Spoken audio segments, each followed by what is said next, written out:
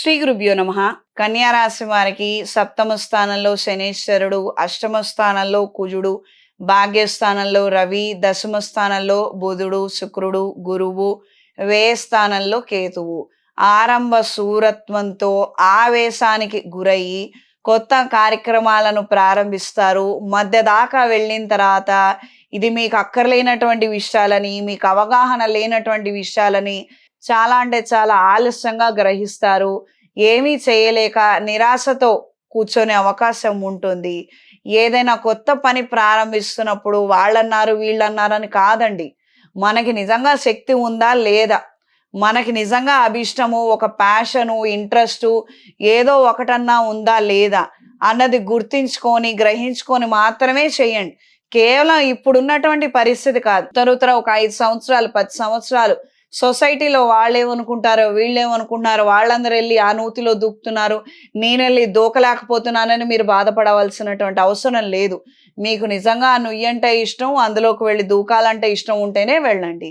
లేదంటే లేదు. గట్టు మీద కూర్చొని మీ జీవితాన్ని మీరు నెట్టుకురండి. ఇది తెలుసుకొని మెలగండి. ఎవరి జాతకాలు వాళ్ళవే, ఎవరి జీవితాలు వాళ్ళవే.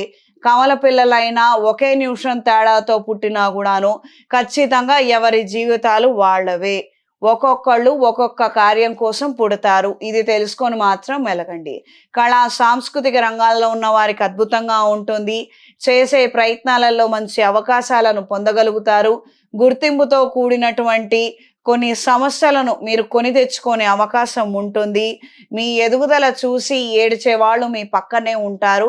కాస్తంత అప్రమత్తంగా ఉండండి. ఈ వారం పరిహారం: అవకాశం ఉన్నవాళ్ళు, ఓపిక ఉన్నవాళ్ళు పుణ్యక్షేత్రాలను సందర్శించండి. పుష్కరాలకి వెళ్ళండి. అవకాశం ఉన్నవాళ్ళు ఇక్కడ కానీ, పుణ్యక్షేత్రాలలో కానీ, పుష్కరాలలో కానీ, లేదా మీ దగ్గరలో ఉన్నటువంటి ఆలయంలో కానీ పితృదేవతల ప్రీత్యర్థం స్వయం పాకాన్ని ఇచ్చి ఆశీర్వచనం పొందండి. గురుగ్రహ సంచారం మారుతోంది. పాజిటివ్ ఎనర్జీసు, ఆ వైబ్రేషన్స్ అనేవి ప్రస్తుతం యూనివర్స్ అంతా నిండి ఉంటాయి. ప్రత్యేకంగా భారతదేశంలో ఉన్న వాళ్ళు కావచ్చు, విదేశాలలో ఉన్న వాళ్ళు కావచ్చు, మీ చేతనైనటువంటి ధార్మిక కార్యక్రమాలని ఈ సమయంలో చేసి ఆశీర్వచనం పొందండి.